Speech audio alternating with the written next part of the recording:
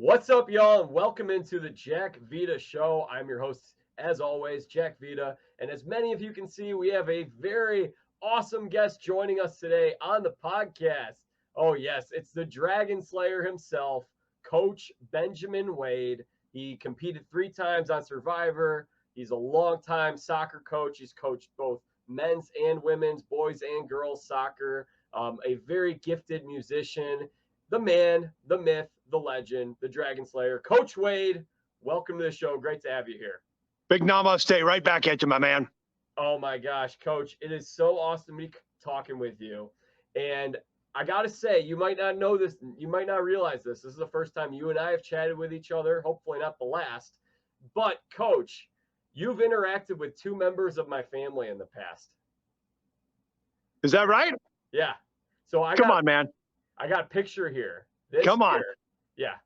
This is my cousin Zoe. Oh.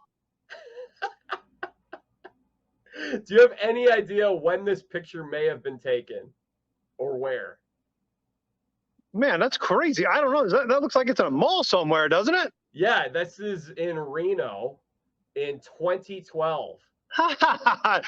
I look the same today, man. Look at that. I got the little deep V going on in the sweatshirt. You can see the little chesty chest. You gotta love that. You got another picture you can throw up or what? I actually have a video because you were so kind. Yes, last year you made a video shout out for my sister Laura for her graduation. So that's what, dude. Wait, is that where I recognize your name? Yes, exactly. Oh my gosh! I'm telling you, when you messaged me, I'm like, who's this freaking clown? But I like the name, Jack Vita. And it was just like cruising through my mind. That's awesome, man. See, look what a coach cameo gets you, huh? The coach cameo, which, by the way, guys, if you want to get a coach cameo, he's on Cameo for an affordable price. Get him for your friends. Highly recommend it. I'm going to play the cameo here, if that's cool. Dude, I'm going to tell you right now, Jack Vita, nobody beats a coach cameo. I'll tell you, I challenge anybody out there, buy 10 cameos. If I'm not the number 1 cameo that you get, I'll freaking give you your money back. You can put that stamp on it right there. Well, I put together a graduation video for my sister Laura, and we got all of these people to say, congratulations, Laura, and you were so kind to submit a cameo for the video. And my sister had no idea that you were going to be in this, so it really brought the house down when we were playing it. I'd love to play it for you here to remind you of what you said. This is great. Okay. Here we go. Laura Vita, what's happening? Coach Ben Wade, the Dragon Slayer, coming to you. First of all, congratulations. My man Jack wanted me to give you this little shout out. I never do this, okay? Never. But for you, I'm making an exception. TCU, baby. Horned Frogs. Gotta love it. My favorite mascot since I was in college. Anyway, congratulations. Child life development. You're going to go out there and slay it. And I just want to say this, right? Always pursue your dreams. Never get a job for the money. Obviously, you're doing that. And remember that you would take a job that you would go up and show up to work for free every day and volunteer your time. So I know that's where your heart is at. Remember, as you're looking for a job and as the world's gone crazy, remember this in James. It says, consider it all joy, my brothers and sisters. The Greek word there is kairo, which means this, I'm trying to get this light off my head. It's like a halo. Oh. Anyway, it's like this all-encompassing love and this all-encompassing joy. So it says, consider it all joy, my brothers and sisters, when you encounter various trials and tribulations. And why is that?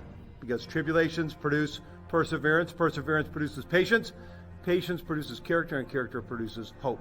Don't chase the dream and the ghost that the world sells, fame, power, money. Even love is going to make you happy.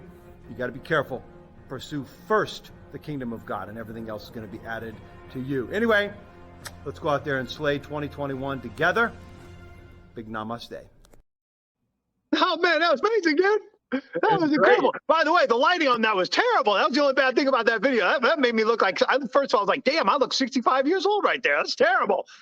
But that was good wisdom. You could take that to the bank there. That's awesome. Great wisdom. Coach, do you have a theology degree or something? You were preaching there. I got a theology degree in life, man. I've always been a philosophical soul. I know we're going to get into questions and everything. You just turn the camera on me and I'll just start talking, and I just, like, life is great. Life is beautiful. It's been up and down. People make fun of me my whole life, but I just bring the magic and the energy that joy that we have inside of us, we got to radiate that to people. You know, I ghosted social media my whole life, 10 years, whatever, since I got on. I really never applied myself.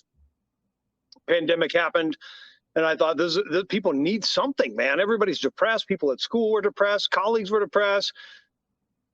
And I just thought, I'd just give some love out there. So I'm used to being made fun of. It's all good. But I just, I look at life from a philosophical perspective. And I think that's why Survivor loved me. I think that's why 10 years after the show, things that I'm doing are still going strong. Cameo's going strong. Survivor keeps calling me. I'm retired. That's another story for another day. But I think that philosophical approach and, kind of the goofball approach, because people didn't take me seriously, and trying to be a warrior, all those different things rolled into one, they really can't duplicate me. I'm surprised they haven't. I know there's other people out there like me, but they haven't replicated it yet. Good for me, because that just makes my stamp and my longevity to go back for a Legends type season more cemented. Well, hopefully we do get you on that Legends season. Would you sign up if they called you tomorrow? Well, they have called me, and I have told them no. It really depends. I'm not out here to burn myself on shows. I'm not out there for that, right? I mean, I'm dedicated to my family. I'm dedicated to this. The 40s was really all about cementing. Let's rewind. Teens, you don't know what the hell's going on. Okay, you're just trying to grow up, understand your hormones, and try to shag as many things as possible out there. And not talking about the carpet, but when you look at your 20s, that's really where you figure yourself out. And if you actually leave your 20s without figuring out who you are, you're kind of screwed. I'm not going to talk about that now. I'm going to save that for. I'm going to actually release 5 one-on-one coaching sessions in the month of August, and I'm going to put that out there. So I'm not going to spoil all the goods, but you got to figure yourself out in your 20s. Your 30s are about leaving a personal legacy of personal accomplishments and achievements. And then your 40s is all about cementing your generational legacy with your children. And, if you're not doing that, you're kind of missing the mark of why we're here on this earth. Your 50s are about circling back around, reevaluating things, seeing what that next step is. If you want to take that risk, go back on Survivor, do stuff like that. So the opportunities have been there. It all depends on what it is. It would be hard to say no to a Legends season.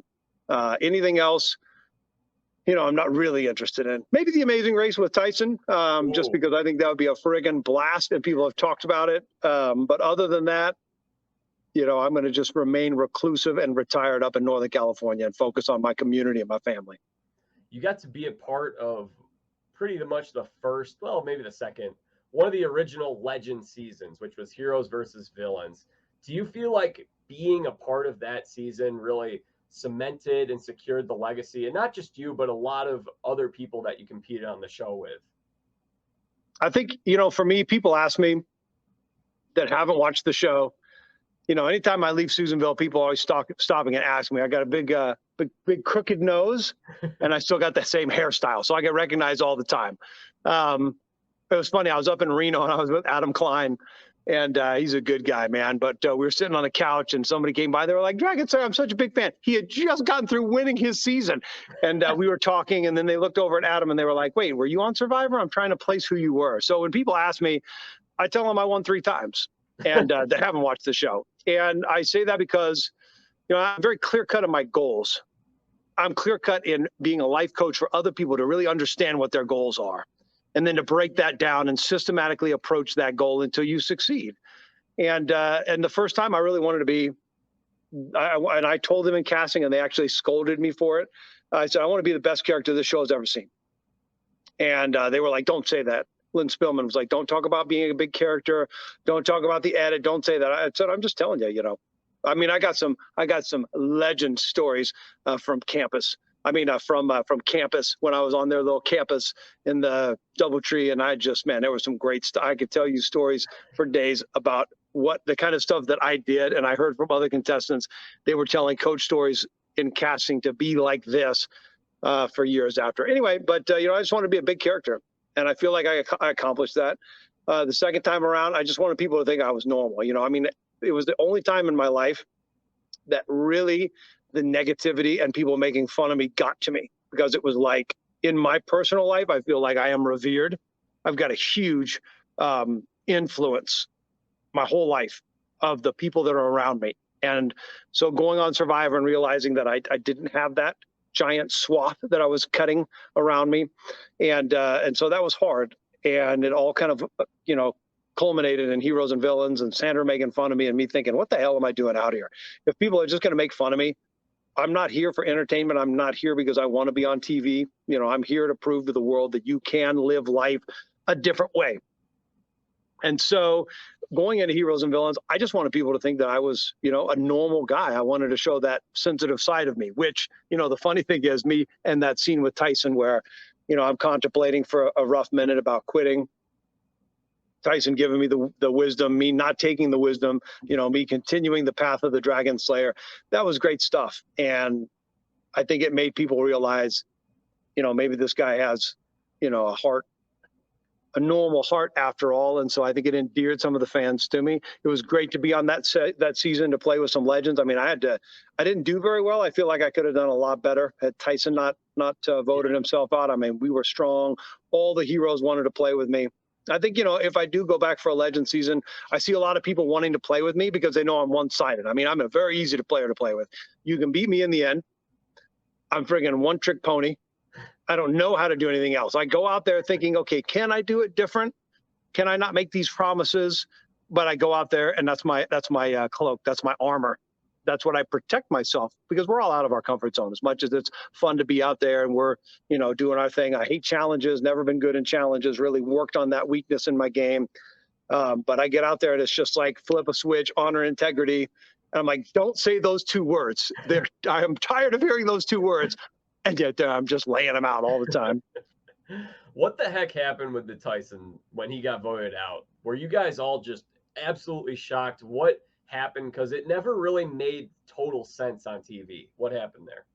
Yeah, we had the game in hand. We had the game in hand from the very beginning. And I said, look, my perspective was in a returning season, getting numbers to the merge is not as important as having numbers that you can trust.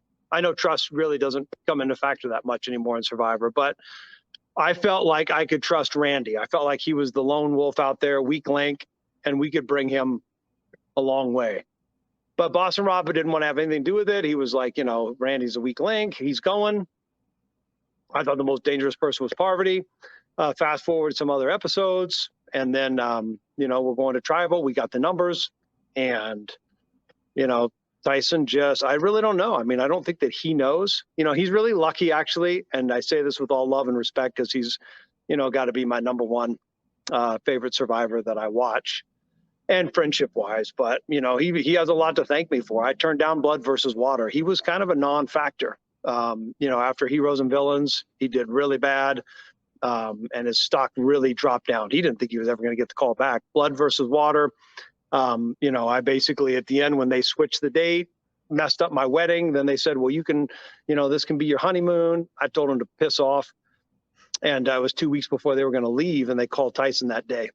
And so he owes me a lot because I don't think he really would have been in the alumni of Survivors anymore. So anyway, so I turned that down. He went on, but I don't really know what he was thinking. And he doesn't really know what he's thinking. I'm glad for him that he was able to move on and do this other stuff because leaving like that and having that stigma attached to you, you do a very irrational thing for no rational reason. There was no gain of that. Russell was going to go next.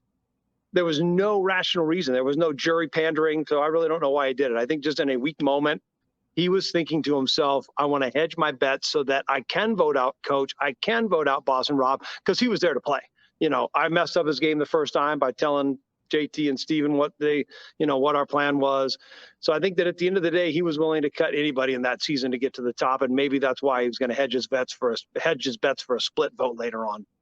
Well, what would have happened if you guys were able to get through that vote, take out Parvati or Russell? I guess it would have been Russell because he left himself exposed. What happens after that? How does the rest of the season play out? Who knows? I know that, you look on the hero side. I mean, who I'm not saying that this egotistically, but who would want to play with me? I mean, Tom wants to play with me. I know he got voted out early. Tom wants to play with me. Stephanie wants to play with me. Rupert wants to play with me. JT wants to play with me. All those cats wanted to play with me. And part of that is because I'm so stupid out there. Part of that is because I just will set myself on the sword and carry myself. But they all wanted to play with me. So I think after that, we get to the merge, and, I'm sure that, I'm almost positive I would have been in the final. I can't actually think of a variable of which I wouldn't end up in the Final Four. I just can't think of a scenario where I'm not in the Final Four. And it's too bad that, a mistake like that. It's a lot of luck. That's the thing that scares me about today's game, is there's even more luck now. And so you've got so many variables, but that one thing can sink your ship. How many people get voted off early or earlier than making the finals? And it's not even their own fault. Some wild thing happens out there, and somebody does something stupid, and then you're on the bottom. After that season ended, I know Rob was pretty upset with you, it seemed. And I'm sure that other people, you went in that season, a lot of people knowing each other, and then you vote each other out. Were there a lot of wounds, broken relationships that had to be repaired in that cast, in that season? And has that gotten better over the years? Well, I didn't know Boston Rob before I got out there. So I wasn't making pregame alliances like everybody else. Yeah, you were new to the party because you were just on. Yeah, I just got done. So, but I felt like we had a good bond out there. I really was bromancing with him. There's something about Boston Rob, right? It's like, is he handsome? I wouldn't say that he's definitely got a little swag to him. He's a little bit handsome. He's a friggin' best challenger I've ever seen out there. Even when he came into Winners of War and he was friggin' 55 pounds overweight, and we were all thinking, damn, that guy's been eating some pasta. He friggin' champed it up. He's a great challenge beast. The competitiveness, I actually haven't seen many people like that. That's the kind of guy that you take on your team. I would have loved to have him on my college team in any sport. So I didn't know him, but we did bond really fast in the game. And, the day that he tried to quit and Probst came in and talked him out of it when he was laying on his back and said, the game's getting to me, that really nobody really talks about that moment. He actually wanted to quit, and anyway, but I talked to him after that, and as much as I could try to take him under my wing when he was really taking me under his wing. I was just stupid. I didn't know. All I could think about was not drawing rocks. If I could do it in hindsight, I would have forced it. And I would have told Jerry in front of Tribal, hey, Jerry, by the way, if you don't come over on our side, we're going to draw rocks. And I would have pushed it more, but I just didn't know about the game. I'd never watched the history of the game, right? You got to remember that it wasn't until I was 40, 45, 46, 47, whenever the pandemic was. And then my wife and I were like, let's watch Survivor from start to finish. So we started with season 1. I'd never seen it. Thank goodness I didn't ever see it before my first time, or I would have totally played differently.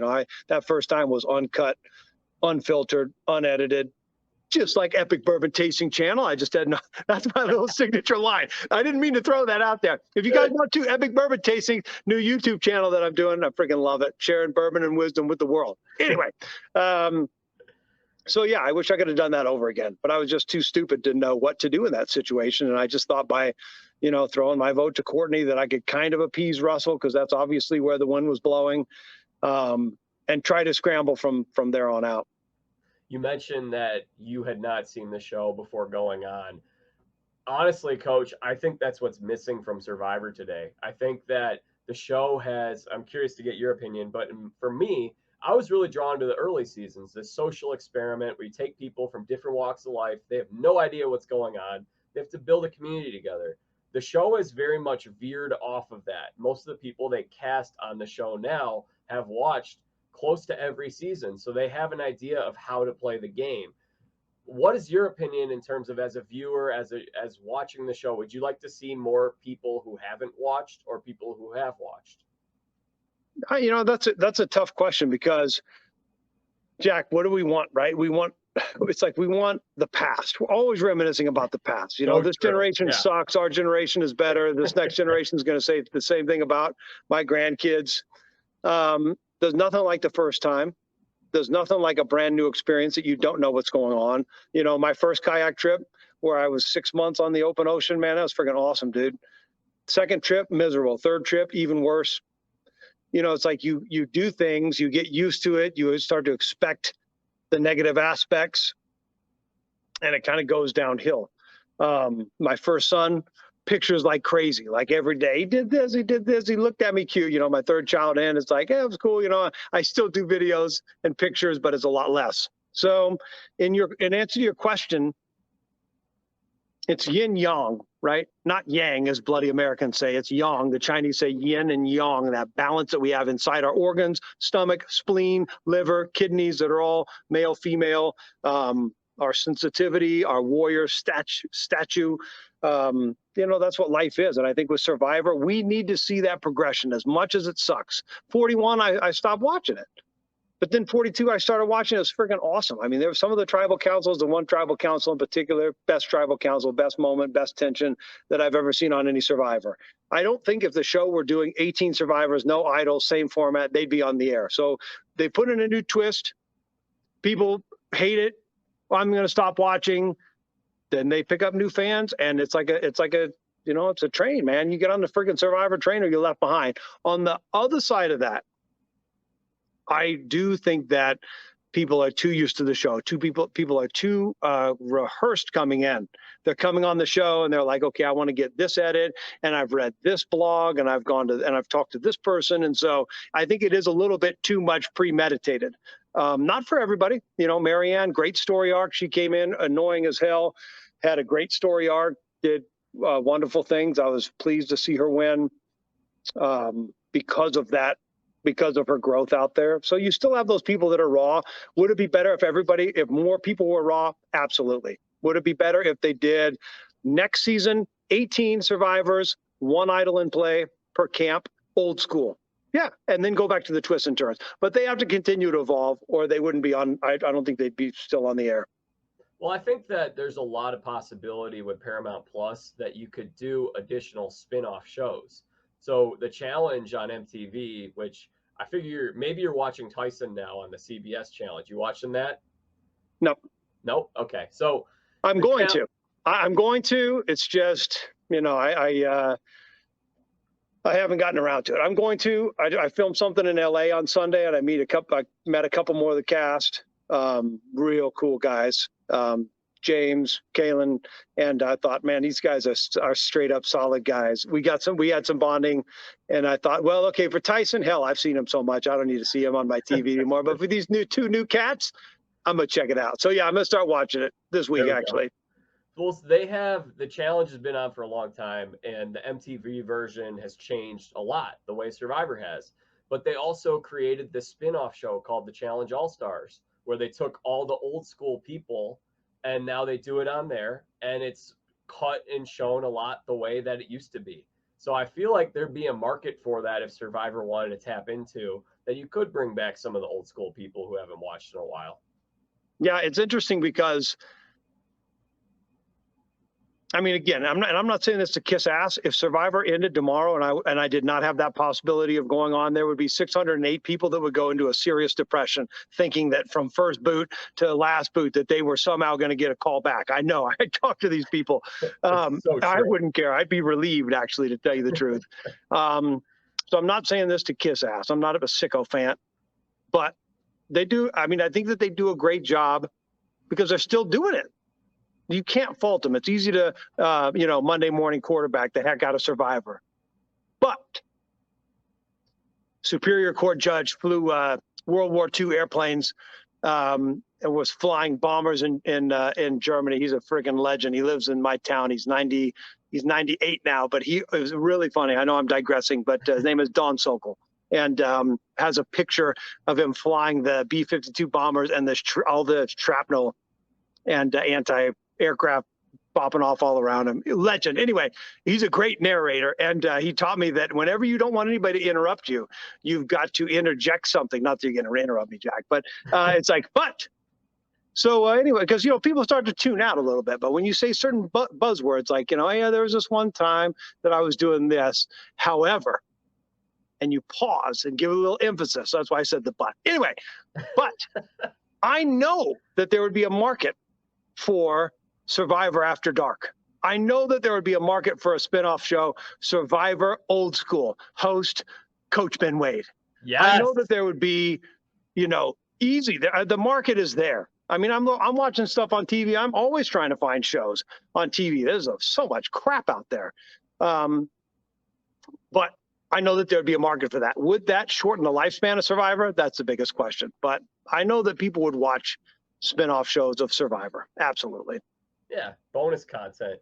Coach, when you got the call for the third season that you did, South Pacific, tell me about, did you know it was going to be you versus Ozzy? I know Mike Scoopin had said at one point he thought he was going to be in the mix for that season. Then he ended up doing another season.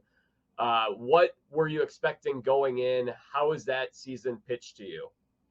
I just gotten through premiering a ballet that I wrote, and my girlfriend at the time, who has become my wife, she choreographed it with her dance studio. So it made a pretty big splash in the dance world, new music, new choreography. So I'd just gotten through doing that, and we were going on a honeymoon, so to speak, because that show was done. And I get the call as we're going up to Ashland, Oregon, to go to a Shakespeare festival. And I get the call, and they're like, "You leave in 2 weeks." And I was like, "What? 2 weeks?" And they were like, "Can you be ready?" And I was like, "Well, I mean, if it had been, a month earlier, the answer was no, because I would have been, doing this ballet." So the timing worked out right. They're very cryptic. They never tell you what's happening. I knew it wasn't going to be an All-Stars because I didn't go down to casting. Usually that you go to casting, take the psych test again with a bunch of people. Well, they didn't do that.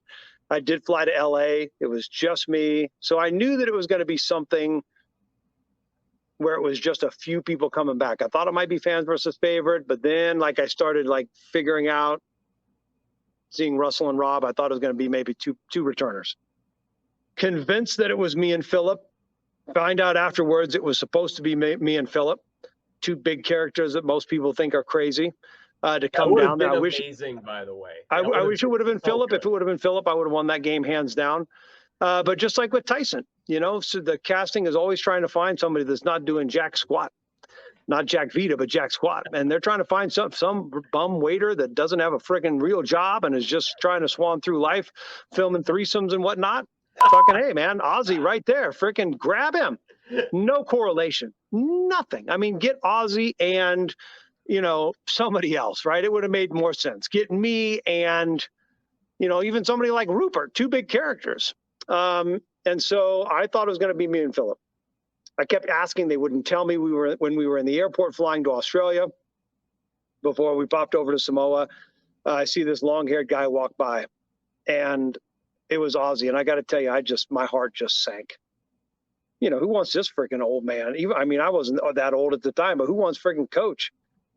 Who wouldn't want Ozzy? But it was interesting, Ozzy got voted out time and time again. His tribe hated him. Arrogant, prick. That's their words, not mine. And so it ended up working out good, because not at the end, but it ended up working out. I was much more a team player. Ozzy was much more individualistic. And as Mario pointed out, that was kind of this theme early on. So anyway, I think it made me sad when I saw it, because I know I can bring more to the table than Philip, but I knew I couldn't bring more to the table than Ozzy. But as it turned out, we ended up, going toe to toe and having the advantage going into the merge, because we thought about it as a team. It wasn't about what can Coach do every challenge, because let's face it, Coach can't do much every challenge. How can the team get forward to the next round? Ozzy, how can I look like the man? And I know you and Albert spent a great amount of time together. Was he your closest pal on that season?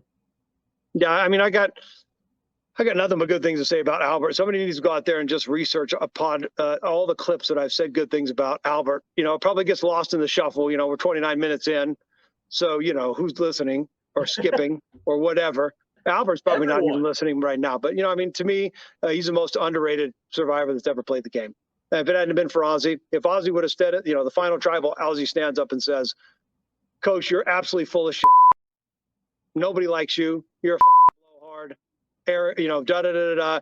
And I want you to go through this entire tribal without saying the words honor and integrity." And I was like, okay, I'm going to go. All right, I understand your question. I'm going to try to go through the tribal without saying honor and integrity. I don't think any of this made it. I've not watched that final tribal council. I get PTSD when I see other final tribal councils. I'm a rock. I don't get affected by much for some reason.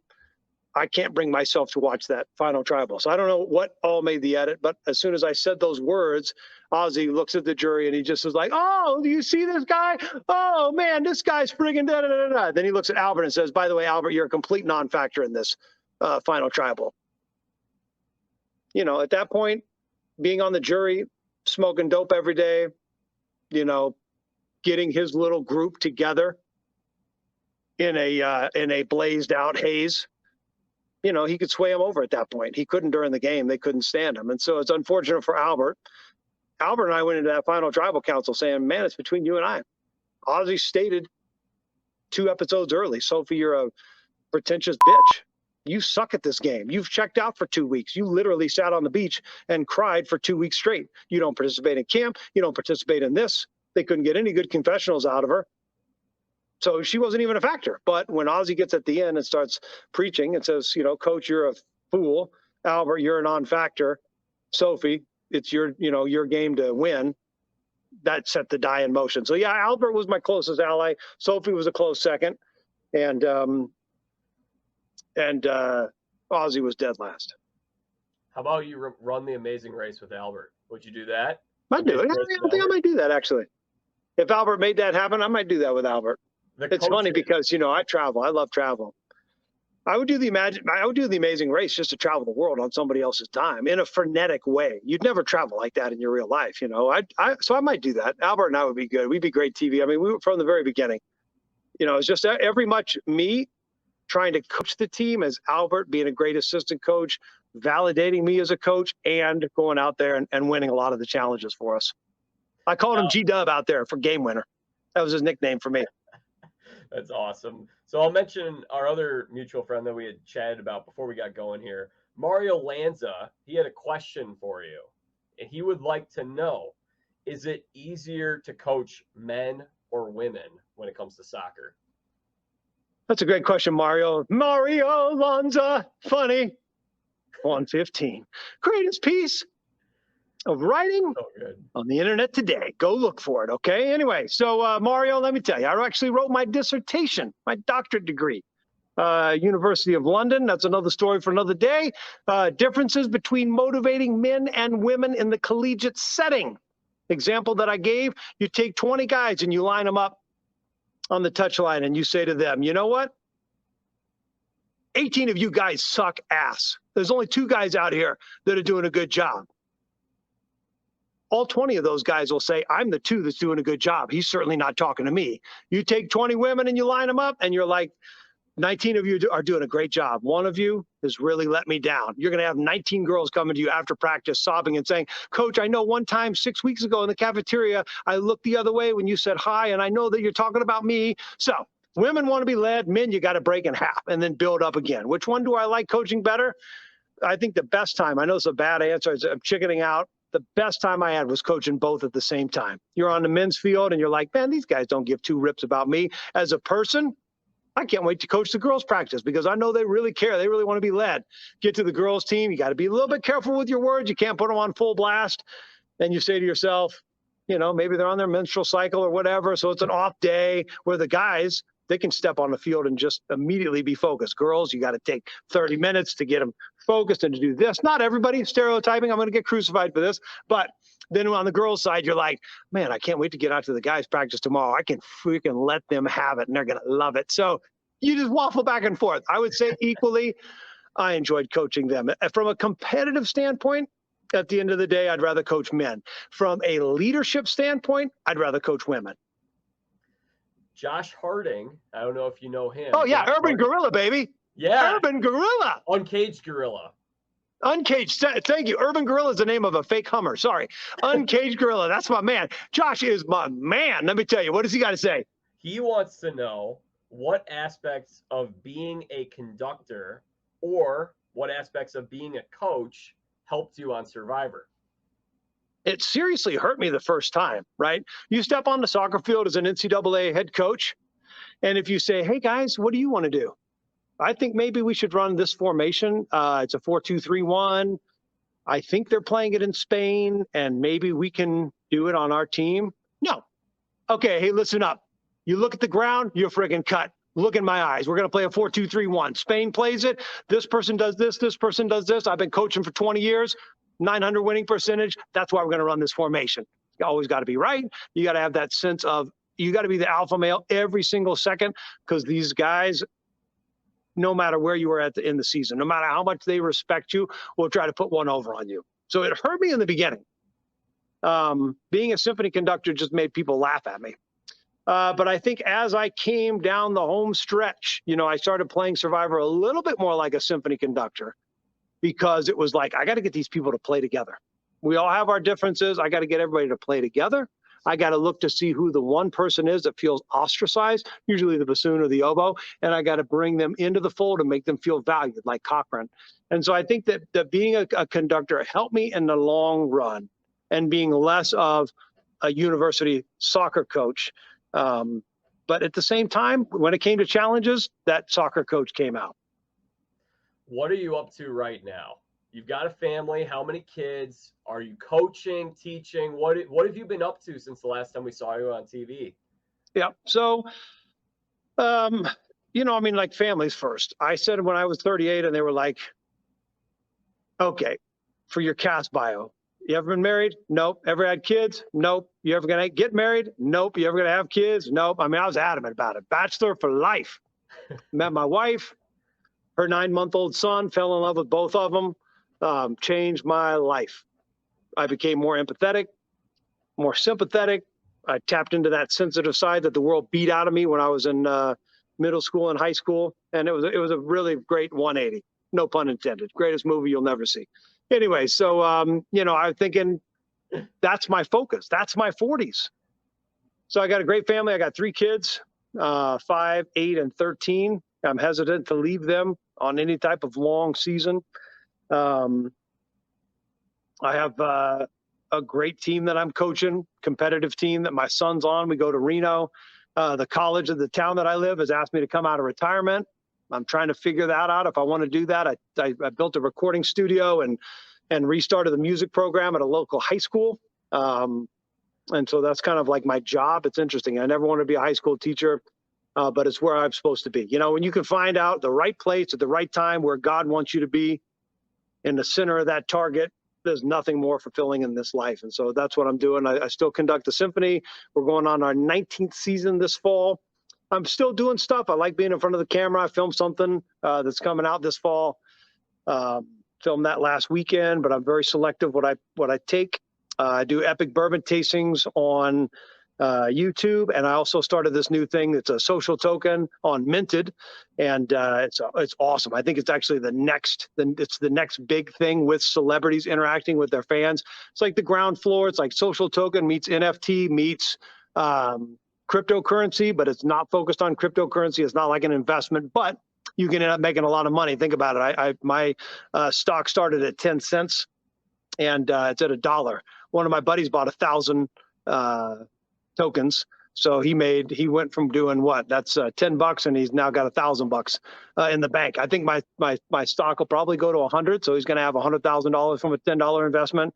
But it's not crypto, but it's a really cool thing. That's actually the platform that I'm going to use to do this one-on-one 5 one-on-one life coaching sessions. So I'm going to do that through that platform. So I'm doing that, and just waking up every day, throwing a few cameos out there, and dream goal, getting on the Jack Vita show. There you go.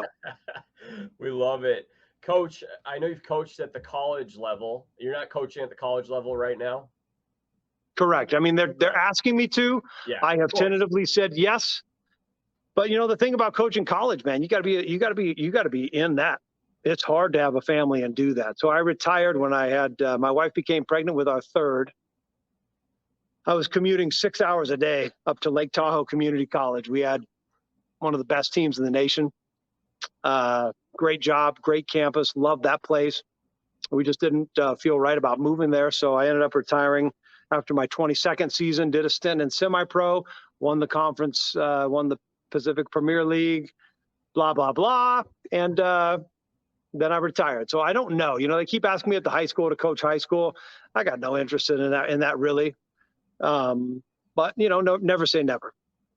I'm curious to know what your thoughts are on how college sports are changing right now. We've got big conferences aligning.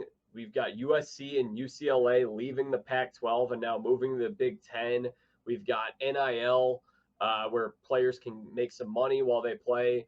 What are your general thoughts on how college sports are changing, what the future of this thing is? Yeah, first of all, the conference realignments, what the heck, man? I mean, that sucks, dude. Pac-10, forget about the Pac-12. I grew up, it was the Pac-10 and the SEC. You know, weren't any friggin' Texas schools in the SEC. Texas is the south of the country, but they're not. You know, somebody asked me the other day, they're living in Texas, and they're like, you know, do people from the south consider Texas a southern state? And I was like, of course not. You know, the people that live in a southern state, I grew up in Tennessee. And, you know, the south is people that, you know, fought for the Confederacy. That's like that lineage. My parents were from California.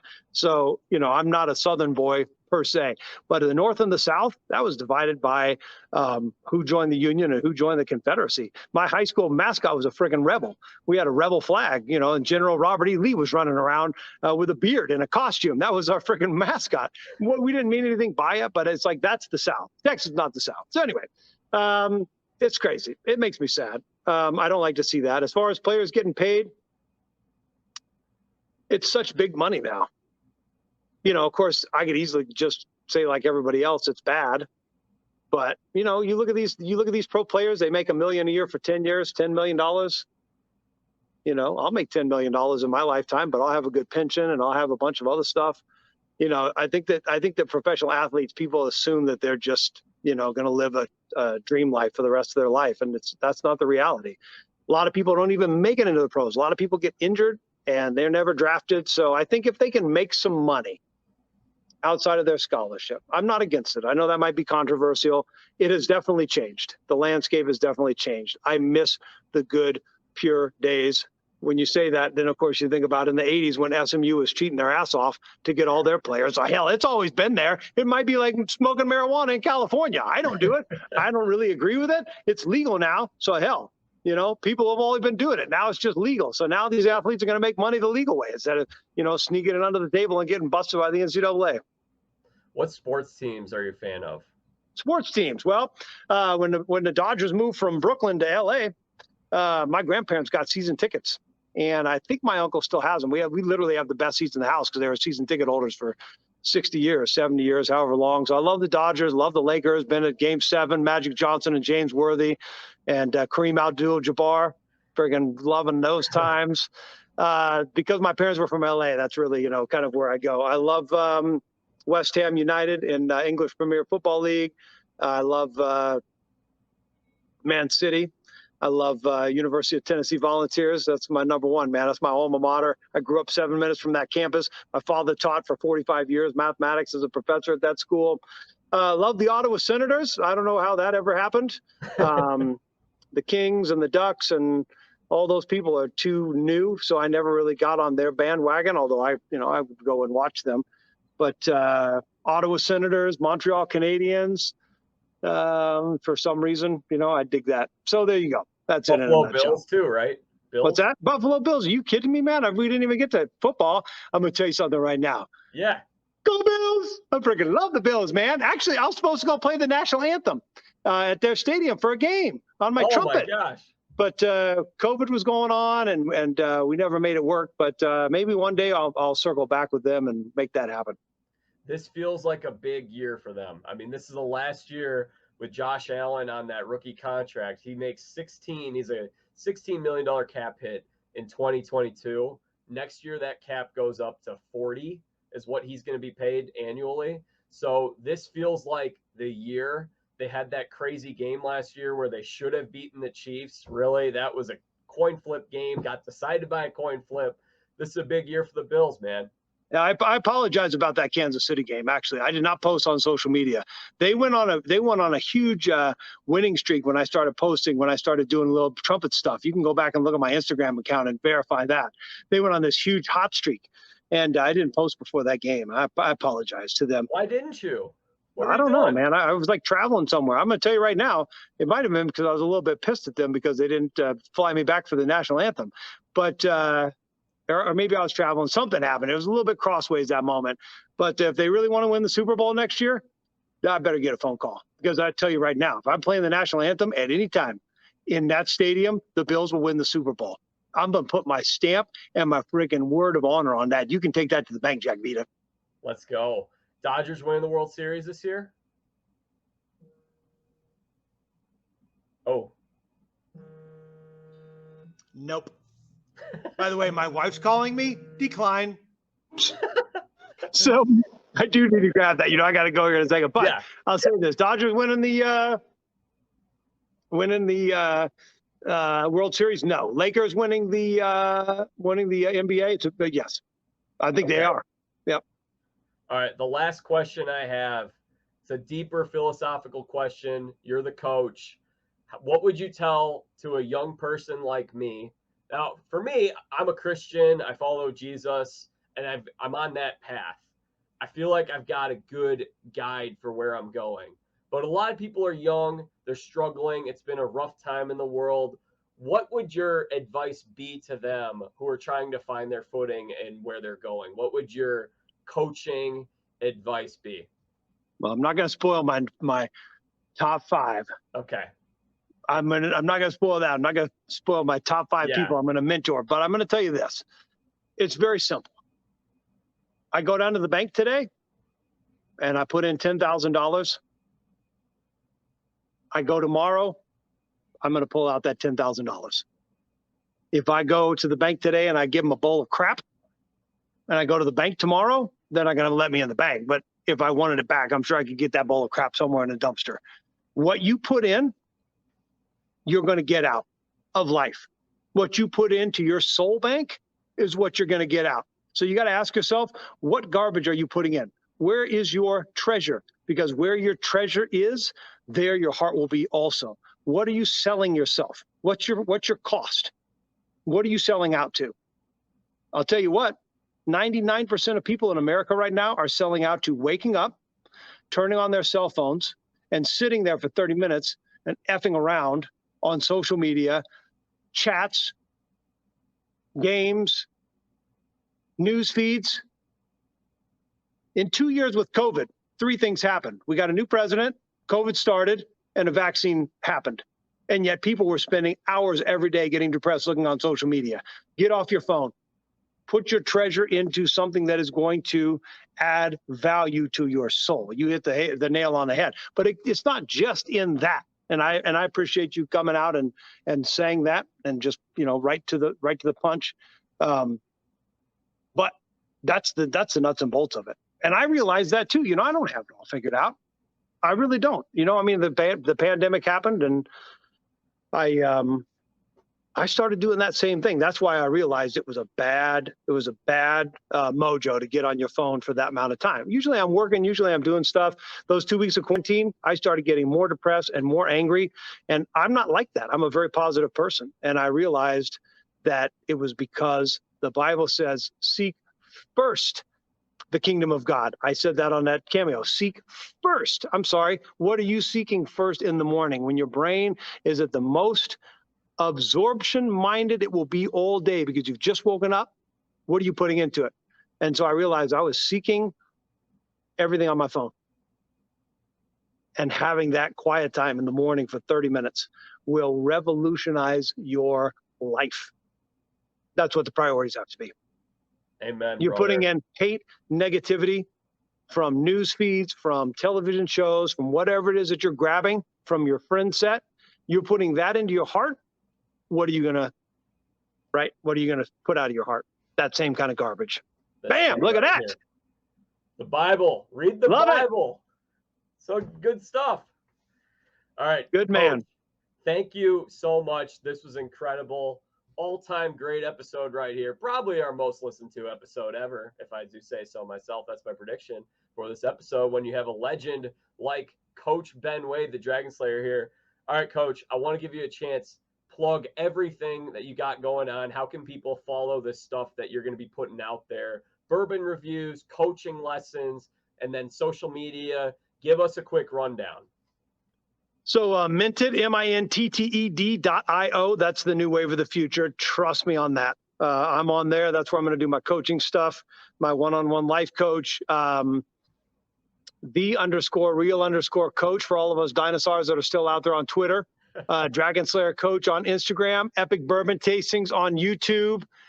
Benjamin Coach Wade on Facebook for those of you who still use Facebook. And here I am. Come catch me if you can. All right. That's awesome. Coach, thank you so much for your time today. This was great. Oh, and another thing, you should go out and check out the SusanvilleSymphony.com. A cool website. We just revamped our website. And anybody, I'm going to tell you this right now. Anybody wants to come up to a concert in Susanville, I'll buy them coffee. A lot of people come from Reno. I had a great couple that came up. We had coffee together. We spent probably 2.5 hours together the day after the concert. They came to the concert with T-shirts that were mimicking my tribal council for the Dragons, where I came as a jury member. They had a sleeveless shirt. It said Dragons with a Z on it, a green shirt. Friggin' classic. They came up to me after the concert, and I was like, wow. And they dreamed up. They were sitting there in COVID, friggin' depressed out of their mind, watching Survivor, and they looked at each other, and they were like, after looking me up online, they were like, wouldn't it be crazy if we drove from Oakland? It's actually giving me chills right now thinking about it, because this is what life is about, man. This is why I went on Survivor. I didn't go on Survivor to be a fame whore. I went on Survivor so I could have an enhanced platform to reach out and try to give people joy and magic and some type like that in their life and love. Anyway, so they looked at each other and said, wouldn't it be crazy if we drove up to Susanville and watch a concert and hung out with Coach? They dreamed that up in COVID, and then they did it. And they came all the way up there, and they just said, you know, what it meant to them to have sat there when the world was at its lowest and to dream something up like this, and then for it to go to fruition. So you want to come up and see a Susanville Symphony concert? You won't have 45 minutes, Jack Vita. You'll have 3 hours, man. Let's go. Yeah, all the way from Chicago. I'll have to make it happen some point. Love it. Coach, thank you so much. This was great. Awesome. Thanks for having me, man. Appreciate it. All right, y'all. That concludes my conversation today with the Dragon Slayer himself, Coach Benjamin Wade. What an awesome conversation. I hope you guys got a lot out of it. It was really cool hearing from him, and he's a guy who really doesn't do many podcasts anymore. He told me before that he had retired from podcasting, but he was making an exception because of Albert. Because Albert's the man, and we love Albert on this show. We've had Albert on so many times. So thank you to Albert, and thank you to Coach. It was great talking with him today. We had a very interesting conversation about a lot of topics. We've had some great episodes over the last few weeks. I'd encourage you to check out last week's episode with Jessica McCain-France from The Real World Portland and The Challenge on MTV. It was great. It was a lot of fun, and we talked some really interesting faith stuff. Great story of how God worked in her life, and just an awesome episode. So I hope you'll check that out. Make sure you guys subscribe to the Jack Vita Show wherever it is that you get your podcasts. If it's here on YouTube or if it's on Apple Podcasts, Spotify, wherever you're listening to this, please hit subscribe. It'll be great for us moving forward, and we can get some more people listening to this show. Share this episode with a friend. Share it on social media. Tell your friends about it. Send it over to them. Get them subscribed. And we're going to be back next week. We've got a former WNBA player coming on the show, Shanna Zolman, who played at the University of Tennessee. And I'm excited to talk with her. She played for Pat Summitt and won a national championship in 2006 alongside Candace Parker. And she is also a woman of faith. So you're not going to want to miss out on that. We're going to have some more great guests throughout the summer. Should be a lot of fun.